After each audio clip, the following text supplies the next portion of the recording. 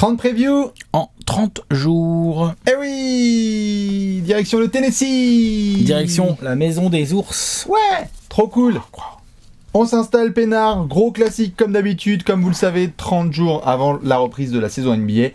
Revient la série préférée, ton joueur préféré, les 30 previews en 30 jours. Voilà. Tous les jours, vous retrouvez l'analyse complète d'une franchise avec la totale. On a déjà fait quelques-unes. On a déjà fait quelques-unes. On est dans le gratin. On est dans le gratin, c'est bien ça. Ouais, le gratin. On est dans le gratin. Je cherchais un autre mot, mais c'est vraiment ça, quoi. Excellente nouvelle pour la conférence Est. On démarre l'Ouest. Voilà, quand même. Il y en a qui pensaient qu'on allait le faire en octobre.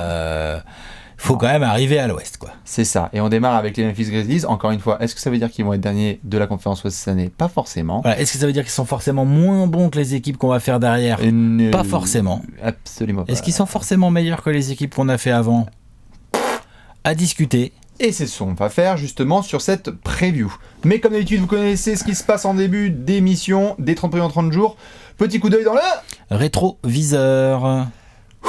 Sentimentalement, pour les fans des Grizzlies la saison dernière. Dur. Oh damn. Parce que tu savais qu'il y avait eu une transition. On avait déjà eu droit au départ de Zach Randolph, de Tony Allen. Le grit and grind. Le grit and grind, franchement, c'est du passé. C'est. Et pourtant. Mais c'est top. Enfin, Et pourtant. Ça va devenir du old school. Ça va devenir même du must watch. Tu vois. Tu ne peux pas regarder. Chercher le mot. Mais bien sûr, tu ne peux pas refaire la décennie 2010 en te disant putain, t'en souviens les Grizzlies du grit and grind. Malheureusement l'année dernière. T'en souviens quand ils sont allés en finale de conf, tout ça. Ouais, bien sûr. Quelle année ça? 2013, je dirais. 13 avant que les Spurs aient tapé. Ah mais non, c'est vrai, Allen nous a quitté. C'est 13. Les Grizzlies perdent Marc Gasol en milieu de saison, trade deadline, on l'avait vu en direct. Direction Toronto contre Valanciunas, CJ Miles notamment, Delon Wright. Et il y avait déjà toute la saison, on a eu des questionnements quant à l'avenir de Mike Conley à Memphis. Tout à fait. On va y venir dans la section d'après, mais voilà. Mais oui, t'as raison. Marc Gasol, trade deadline. Mike Conley transféré aussi. Il y a eu David Fisdale aussi. Bon, David Fisdale, c'était il y a quelques temps, quand même.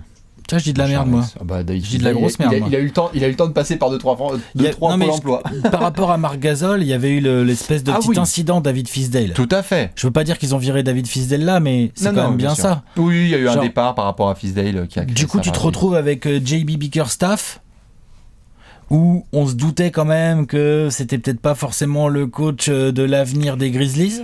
Ouais. En même temps, on se disait, comment le management, à l'époque, il y avait encore un certain Chris Wallace, allait gérer ça. Chris Wallace, il a fait des bonnes choses dans sa carrière de GM, mais pas que. Et effectivement, on a assisté, je pense que c'est une jeune franchise, les Grizzlies, et je pense que c'est une saison où il y a eu vraiment beaucoup de tournants, quoi. Transition. Ouais. Transition dans tous les sens, puisque à Memphis on fait genre déjà Marc Gasol au revoir, Mike Conley au revoir. Au milieu de tout ça, il y a quand même quelques moments chouettes. Premièrement, la sélection de Jaren Jackson Jr. s'avère être très bonne. Le garçon s'intègre bien à la NBA, bien sûr. Je veux dire, par là, on disait au moment de la draft, joueur jeune, très vert, probablement le plus jeune de sa QV au moment de la draft.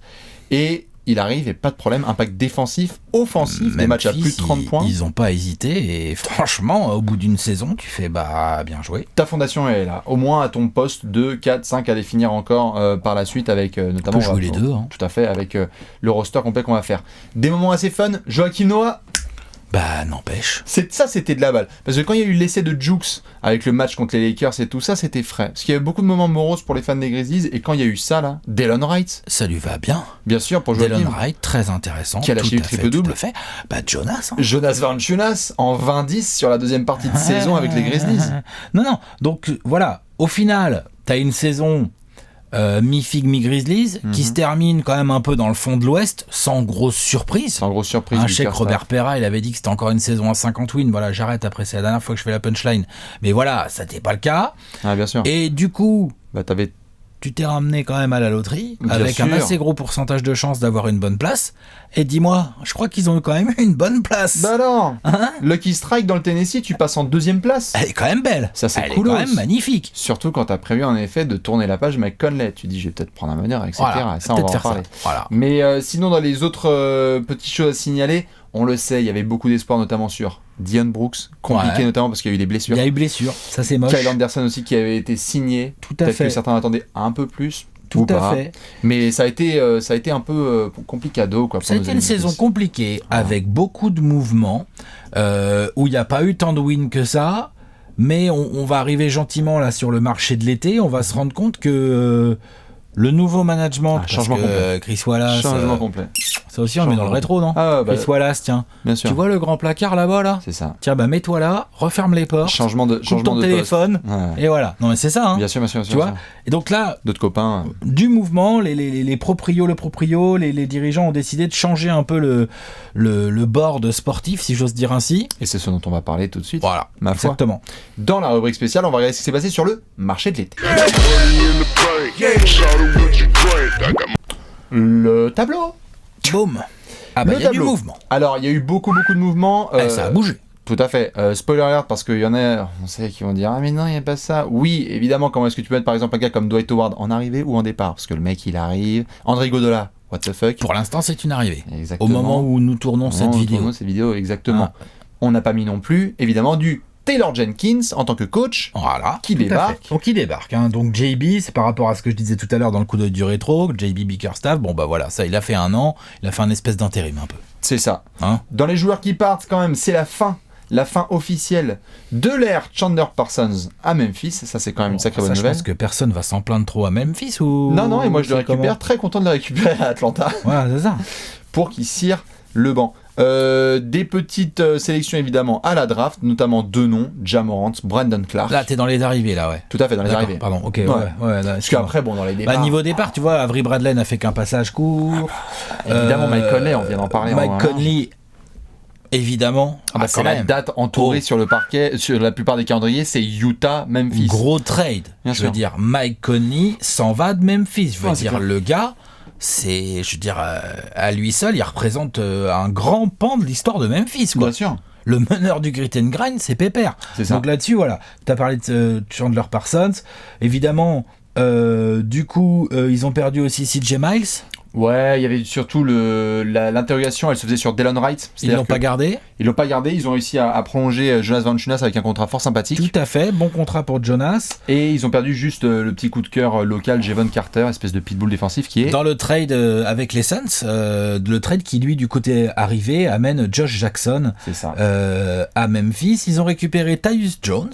Oui, de Minnesota, très bien ça. Dans le même trade avec les Suns, il y a d'Anthony Melton aussi dans le trade. Je sais pas trop ce que ça donnera, mais il est dans le trade. Tout à fait, il y a un trade avec les Hawks où tu récupères, ma foi, du Plumlee et du Solomon Hill. Ça, c'est fort voilà, et dans le trade avec Utah, mine de rien, t'as récupéré Grayson Allen et t'as récupéré Jay Crowder. Donc t'as récupéré des vrais joueurs de basket. C'est ça, beaucoup de mouvements. Tu le disais juste avant qu'on lance cette section.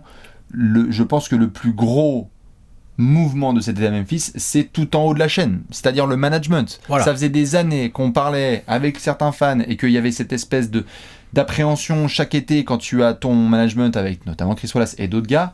Là, cette fois, Zachary Kleiman qui débarque et qui va essayer d'apporter quelque chose de nouveau GM, nouveau coach, on nettoie, clean slate. Ah, lui, il a dit, vas-y, il est pas avare de mouvement.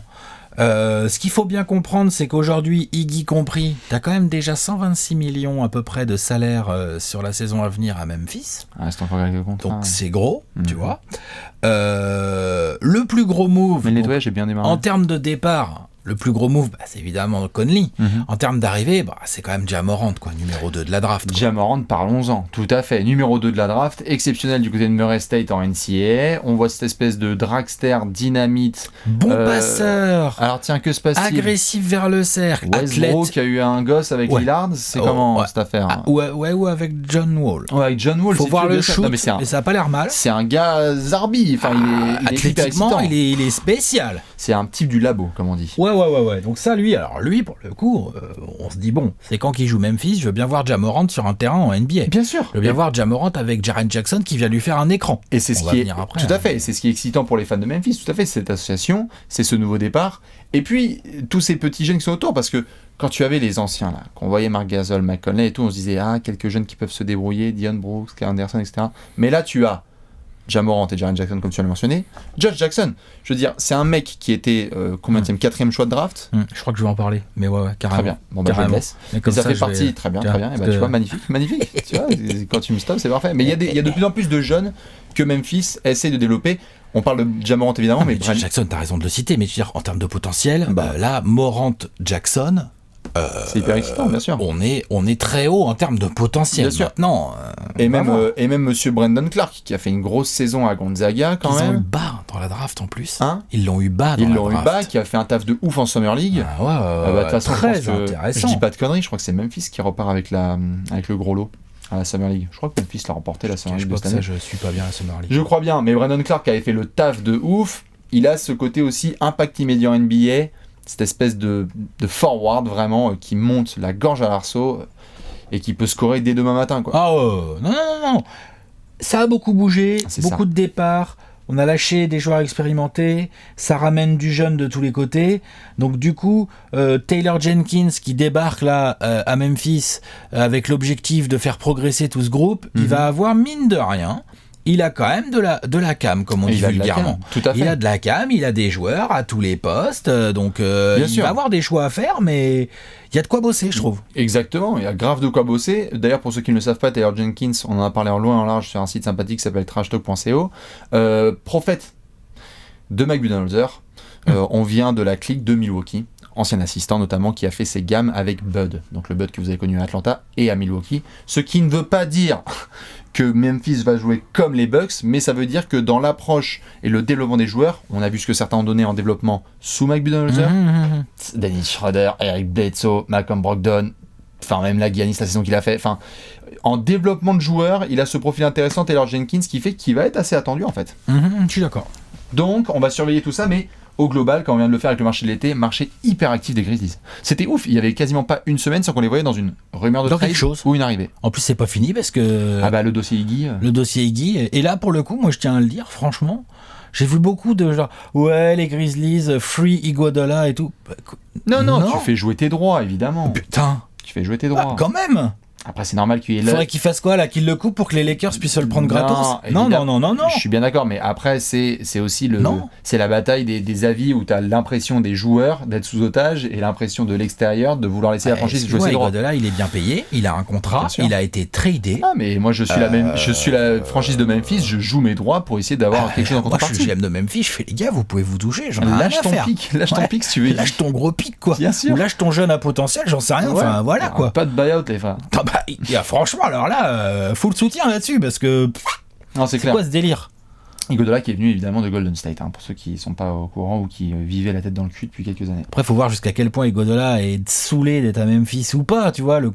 Est-ce qu'il est capable de quand même prendre sur lui et d'apporter à cette équipe de jeunes? Parce que ça peut aussi être une solution. S'il est professionnel comme il est, il a un petit peu d'expérience quand même. Bien sûr, il peut faire ça. Dans tous les cas, on parlait de Taylor Jenkins juste à l'instant et on va se focus sur lui parce que l'ami va devoir nous faire jouer un 5 majeur dans tout ça. Allez. Avec des rotations, t'es chaud? Allez, on y va. On va parler de ça tout de suite dans le 5 majeur.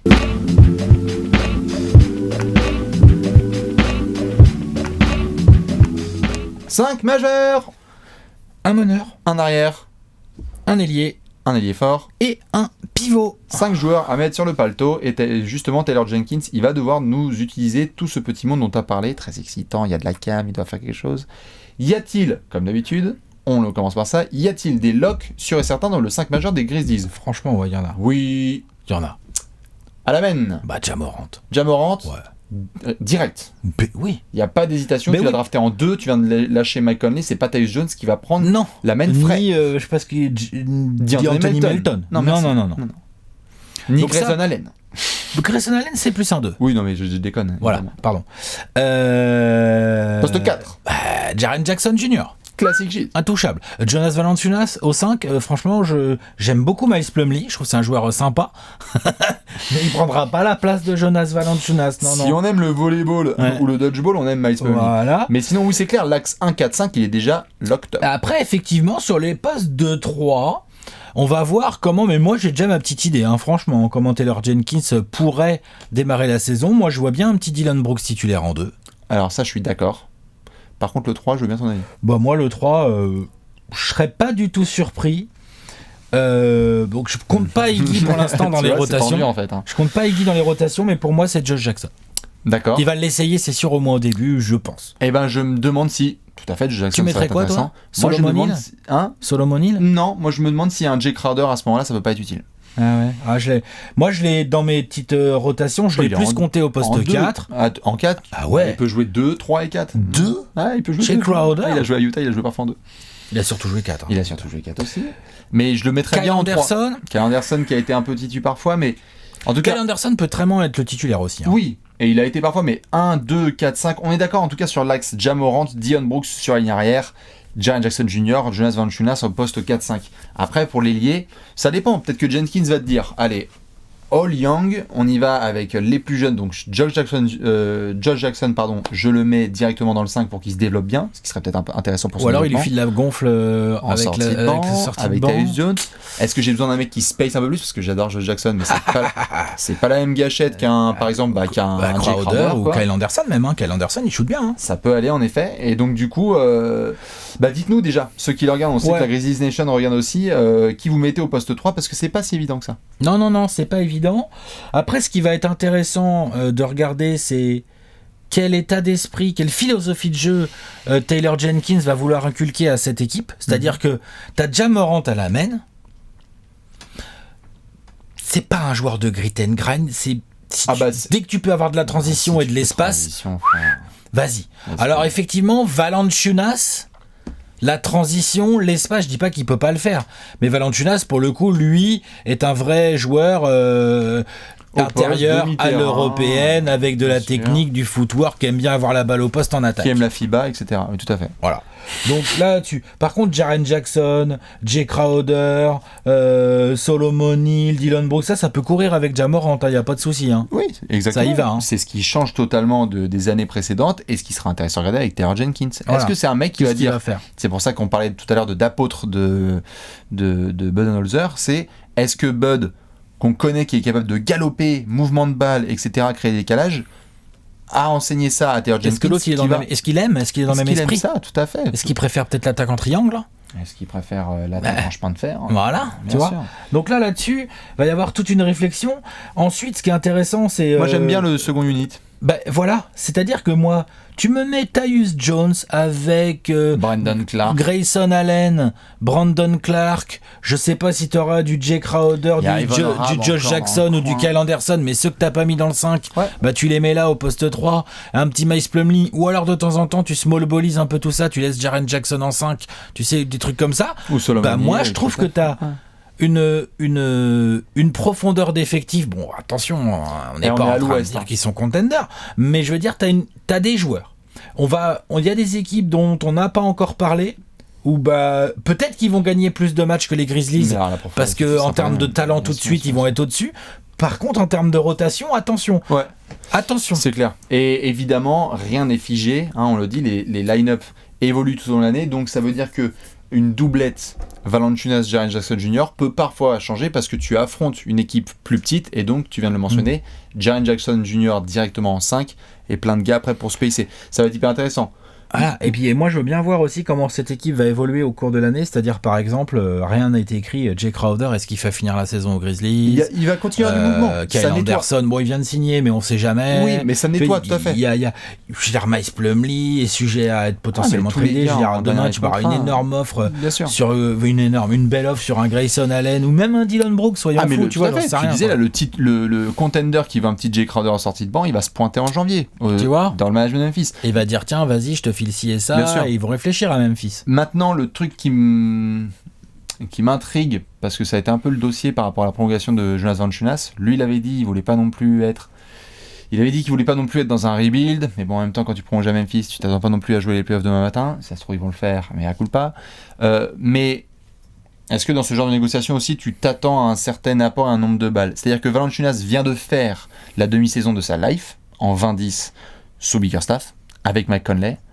Pas la même chose avec Ja Morant et Taylor Jenkins. C'est différent. Donc un joueur comme ça, quand il arrive, il se dit putain, j'avais ces promesses là, je suis conscient de ce qui se passe en coulisses, mais est-ce que je vais avoir les mêmes touches? Très hâte de le voir. C'est différent. Très hâte de le voir. Ça va dépendre beaucoup de comment Ja Morant, de quel meneur est vraiment Ja Morant aussi. La qualité du rookie, clairement. Je veux dire, Valanciunas, c'est un joueur, il Tu peux lui filer la balle au poste et le laisser jouer son adversaire direct, mais on peut pas dire que ce soit quand même la tendance dans cette NBA actuelle. Donc Valanciunas, il va quand même falloir qu'il roule, qu'il fasse des écrans, qu'il défende toujours aussi bien, qu'il défende. Ouais, parce que pareil, ça la défense. Après, il y a quand même des joueurs pour taffer la défense. T'as des joueurs qui taffent, Jaren Jackson, Jay Crowder, du Josh Jackson, du Grayson Allen. Jeune. Ils sont jeunes et ils courent. Oui, ce que je veux dire par là, c'est que parmi les bons défenseurs que tu as mentionnés là, il y en a d'autres, mais c'est pas mal des gars, c'est des dents de lait, donc il va falloir qu'ils se fassent aussi les chicots, c'est-à-dire que Ja Morant, il va se taper les semaines, comme on le sait, à la Westbrook, Chris Paul en back-to-back, etc. machin. Donc ça va être fun à défendre aussi. Mais tout ça, ça va nous mener évidemment à une grosse question. Allez. Est-ce que t'es chaud ? Allez. C'est l'heure de la question de la mort.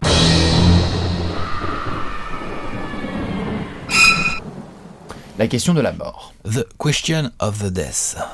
Nous sommes à Memphis et pour chaque franchise, nous avons une question de la mort. Il y en a plein pour chaque franchise, mais on a essayé de se focaliser sur un aspect très important. Comme vous le savez, il y a des franchises qui abordent chaque saison en se disant quel va être notre objectif et comment aborder l'été prochain. Et il s'avère qu'il y a un petit aspect assez intéressant avec les copains des Grizzlies, c'est que leur pic de draft, eh bien, il est protégé sur la draft à venir. Il est à Boston, mais avec une protection. Exactement. C'est-à-dire qu'à partir du moment où les Grizzlies finissent, lorsqu'il y aura la loterie, dans le top 6... Comme cette année, en fait.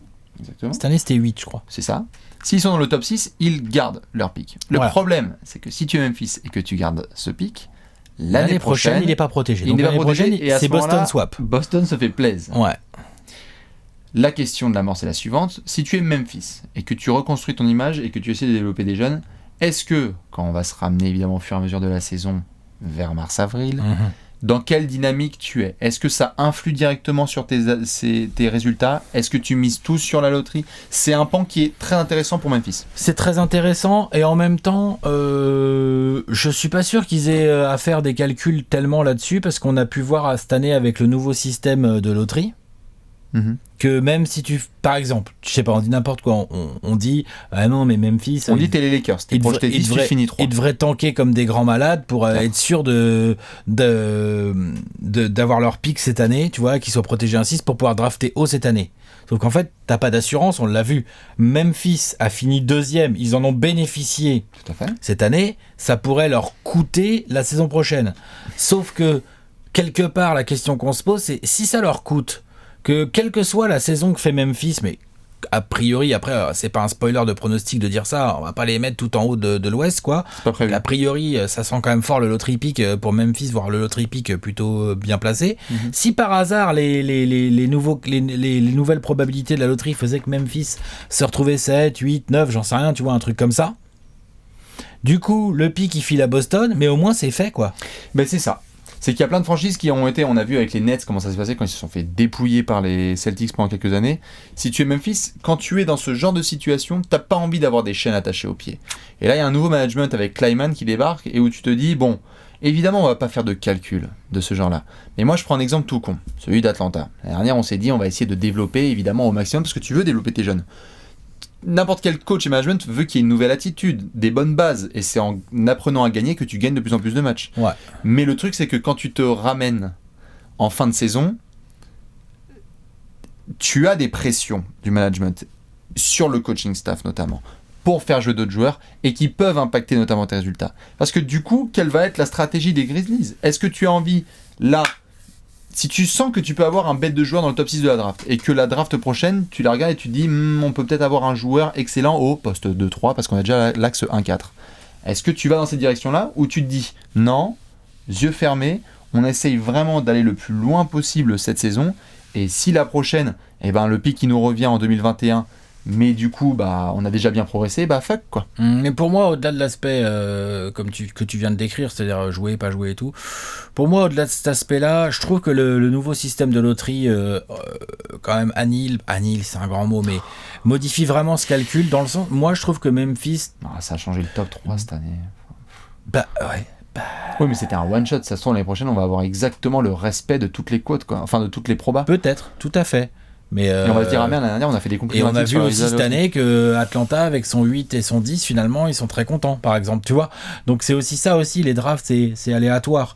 Donc moi, je vois bien, personnellement, de ma lecture, hein, comme ça, de ce que je vois, de ce que j'ai pu lire, de ce qu'a fait le management cet été, je vois bien Memphis jouer avec ces jeunes, bien les sûr. Faire jouer, et peut-être ça gagnera pas tant que ça, peut-être ça gagnera un peu, mais jouer, et puis on verra bien la loterie, en gros.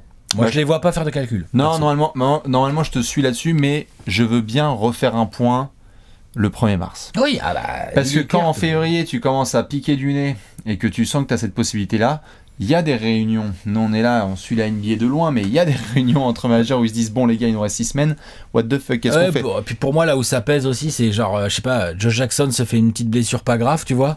Genre, tu prends 0 risque. Shutdown, ta cheville, tu la reposes, mon gros. That's my point. C'est ça dont je parle. C'est-à-dire en mars, là, tu sais, là. Exactement. Terminado, quoi. C'est normal. C'est de ça dont je parle. C'est normal. C'est que tu regardes, par exemple, là, je venais de sortir l'exemple d'Atlanta, mais Luka Doncic l'année dernière à Dallas, il fait au début évidemment une saison incroyable, et au fur et à mesure que la saison de Dallas avance, pour des raisons aussi de protection, au fur et à mesure que la saison avance, bah là, Luka, il a un rhume. Là, il a la chiasse. Et on lui a enlevé des joueurs aussi, en plus, en milieu, avec un trade. En plus, tu vois. En plus, exactement. Parce que ça peut arriver. Hein. Et ça peut arriver aussi. Donc, il va falloir surveiller au fur et à mesure à Memphis ce que ça donne, parce que tu auras la trade deadline de février avec peut-être des mouvements. Pas sûr que quand tu prends Valanciunas, ça veut dire que tu le gardes ad vitam aeternam. Et peut-être que justement, un mec comme Taylor Jenkins va vouloir protéger ses joueurs, va vouloir les développer, mais que ces gars au-dessus de lui vont lui dire, mec, là, on déconne pas, on peut avoir ce pic et on sent bien. Parce que c'est le point que tu soulignais à l'instant. Il y a des franchises qui sont très bien situées dans le haut de la draft, mais qui draftent mal. Alors qu'il y a des franchises qui sont pas forcément bien situées, mais elles ont le nose. Et ils se retrouvent... Ou alors, le fait que les mecs de devant fassent de la merde aussi, ça leur simplifie le travail aussi, des fois. Tout à fait. Ce qui va mettre l'accent aussi sur le nouveau management de Memphis. Voilà, exactement. Les mecs vont se dire, ça se trouve, non, nous on est confiants. Si on est entre les places 8 et 14, on sait qu'on peut avoir une pépite qui va compléter le groupe. Cette année, s'ils sont entre 8 et 14, ça part à Boston. Pour le coup. Donc t'as envie d'être dans le top 6 par exemple. Voilà. Si la loterie te joue pas des tours. Voilà. T'as envie d'être dans le top 6, ou alors tu te dis on s'en fout, on verra, et au pire, on perdra notre pick cette année, mais au moins on sera débarrassé. Exactement.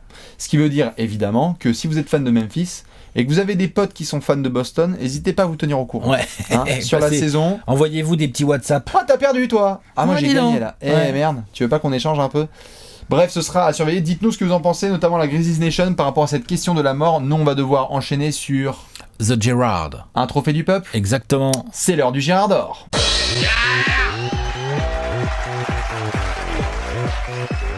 Le Gerrard d'or. Le Gerrard d'or. Alex, backflip, Tennessee, Elvis. Ouh, c'était chaud ça. C'est bien joué de la part d'Alexinator. Classique de chez classique, nous sommes au FedEx Forum, Betches, en direct de la Grindhouse. On fait du catch sur les tables, descendre du coude. Et donc on va devoir se prendre un joueur qui nous fait cliquer sur les Grizzlies. Exactement. Alex, qui va te faire regarder les Memphis Grizzlies cette saison? Clairement, Josh Jackson. Il y a un truc sentiment. Alex, explique-moi. Il y a un truc sentimental avec Josh Jackson. Clairement, on va être clair. Moi, j'étais très content quand quand les Suns l'ont drafté en 4. J'étais très content. Moi, j'aime beaucoup son profil. J'aime bien le joueur et tout. Et je pense, ça me fait mal au cœur de le dire, mais je pense que c'est la vérité quand même. Je pense que avoir ce joueur dans un nouveau management, on va voir le rôle qu'il a. Ça se trouve, je me plante complètement. Il va finir en bout de banc, mais j'en doute. Ce joueur, dans un environnement plus sain, plus cadré, où la hiérarchie est définie d'entrée, c'est-à-dire que là il arrive, de toute façon il y a le numéro 2 de draft qui va avoir le ballon dans les mains, et il y a Jaren Jackson qui vient de faire une saison de rookie, voilà, il y a un Jackson devant lui, quoi, voilà. C'est clair. Mais je pense que avec un meilleur environnement, on va se rendre compte aussi à quel point les Suns, c'est une usine à niquer les talents là sur ces dernières années.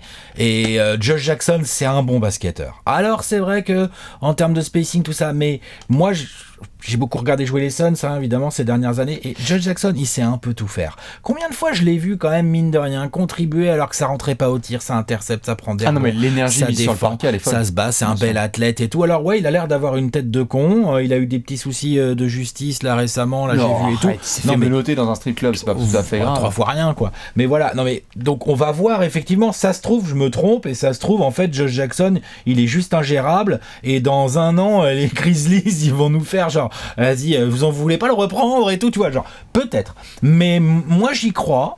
Et je vais être très intéressé de voir comment il va s'exprimer dans ce collectif de Memphis qui peut avoir grave besoin de ses qualités. Je veux dire, Josh Jackson, il peut se bouffer des gros meneurs, des gros arrières, des gros ailiers. Tu vois, genre, il est actif, il peut aider au rebond, il peut faire des rotations. Enfin bref, voilà. Non, je pense que on va voir à quel point les Suns, on va voir à quel point être drafté par les Suns, c'est pas un avantage en fait. C'est la merde. Salut Eli. Voilà. Non mais ça me fait chier pour Eli Okobo par exemple, tu vois, mais la vérité c'est que... Je te suis là-dessus, il n'y avait pas grand-chose à dire au moment de sa draft, Josh Jackson. Tu vois le talent, l'athlète, le côté polyvalent comme tu dis, et puis il peut se développer bien, ça peut être hyper intéressant. Le mental me fait peur parce que je me dis, ça se trouve, c'est vraiment lui la tête de con, et puis les Suns, ils ont fait ce qu'ils ont pu, et comme c'était bancal un peu déjà niveau Suns, une tête de con qui arrive, bon bah ça marche pas évidemment. Mais ce qui est sûr, c'est qu'il est de la graine des Draymond, etc., où genre dans sa tête c'est un gueudin, et je dis ça dans le sens positif, c'est-à-dire il peut s'embrouiller avec beaucoup de monde. C'était déjà comme ça à Kansas, c'était déjà comme ça sur le circuit lycéen, il a cette réputation-là. Maintenant, s'il devait y avoir une échelle et il y a finir en garde à vue et être un petit peu fucked up sur les terrains, voilà, faut trouver le juste milieu, frère. Trouver le juste milieu, et puis il y a aussi une autre échelle, quoi, entre être drafté dans une franchise NBA à peu près normale et être drafté par les Suns, quoi. C'est ça. Parce que ces dernières années, je juge pas les Suns dans leur globalité. Non, mais on va faire je parle des 4-5 dernières années, quoi. On va pouvoir parler d'eux, évidemment, sur la preview complète des Suns. Je vais partir sur monsieur Jaren Jackson Jr. Bon, évidemment, beaucoup de monde va cliquer sur Ja Morant. Disons les choses clairement. Normal. Mais Jaren Jackson Jr., ce qui est intéressant, c'est... On a vu beaucoup de joueurs faire une très très bonne année, et la 2, elle est pas très facile. Il y en a qui, en fait, trouvent leur marque, mais il n'y a pas de scouting report, vraiment, sur les rookies. Et on a plein de joueurs comme ça qui cartonnent sur leur année de rookie, et après sur la deuxième, c'est un peu plus compliqué. Heureusement, on est face à un garçon qui a un très bon mental, qui a un papa basketteur, qui a toute la confiance de sa franchise, donc ils veulent construire autour de lui. Il est déjà intégré dans la communauté, il a déjà montré qu'offensivement et défensivement ça pouvait devenir un crack. Quel est le plafond de Jaren Jackson Jr. Quand il est arrivé à la draft, on a dit c'est quoi ça, c'est Chris Bosh encore meilleur en défense, comment ça se passe? Et quand tu vois un mec comme Chris Bosh, qui avait été très très bon à Toronto en saison rookie, le leap il l'a fait notamment sur sa saison 2 et 3. Est-ce que Jaren Jackson Jr., notamment offensivement, parce qu'en défense on s'attend quand même à ça. Offensivement ça a été pas mal. Et offensivement ça a été pas mal, mais... Sa saison rookie, non mais je dis pas le contraire. Moi j'ai été hyper impressionné de sa rapidité d'ajustement avec des adultes. Parce que c'est quand même un enfant. Mais par contre là, c'est plus genre... Très bien, Jaren Jackson Jr. a mis 30 points parce qu'il y avait le spacing de Mike Conley et Marc Gasol et d'autres copains. Là c'est, ce soir les gars, quand t'es Golden State, quand t'es San Antonio, etc. Vous me loquez Jaren Jackson Jr. Ouais, sauf que ça, ce que tu dis d'un point de vue tactique, n'est pas forcément vrai cette année. Hein.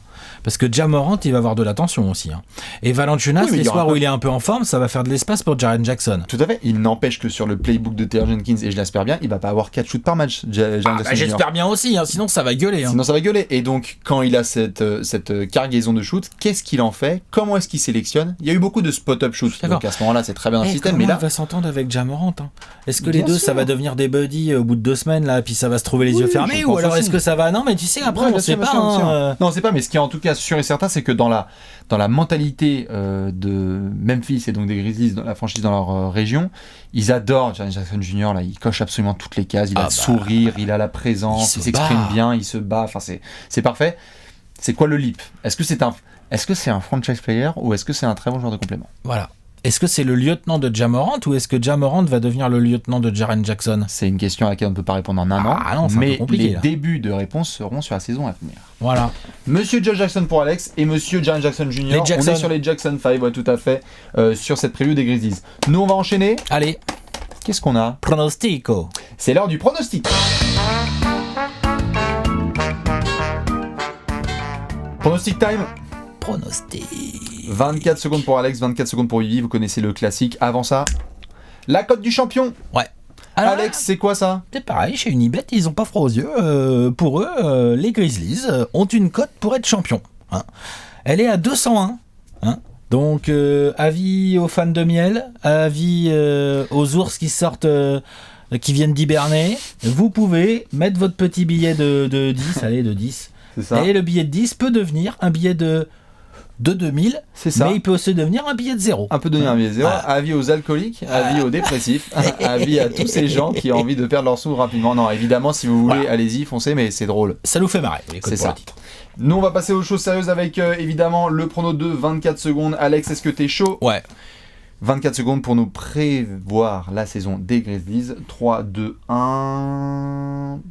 Ivan Arabe. 22 victoires. Pour moi, ces Grizzlies, je vais les regarder parce qu'ils peuvent me faire kiffer. Ça se trouve, ils vont complètement me faire mentir.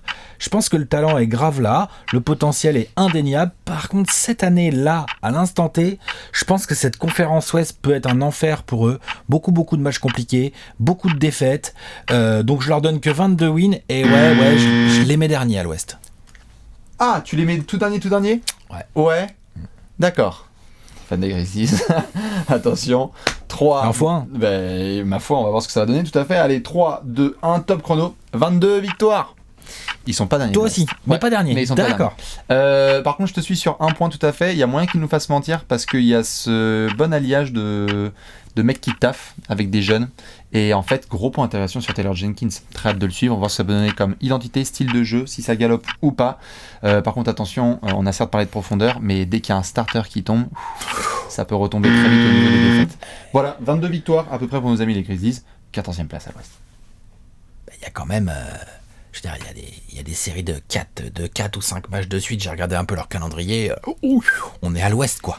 Donc attention. Quoi. Et c'est ça le truc. C'est que malheureusement, après, même ta division, tu joues 4 fois San Antonio, 4 fois même les Dallas, Houston et tout. Et puis New Orleans. Enfin, bref. Ça peut être. Bref, voilà. Tout à fait. Donc voilà. On a un petit bonus? Oui, ce qui est intéressant, c'est qu'on donne tous les deux 22 wins.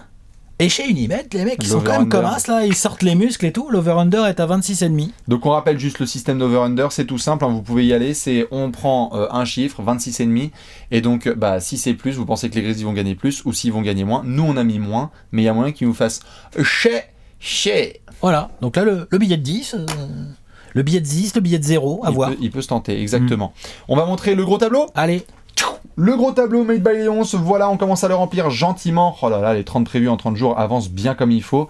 Et justement, nous on va se retrouver demain avec une nouvelle preview. Alex, t'as un indice? Ouais, j'ai un indice. Jacques Dutronc.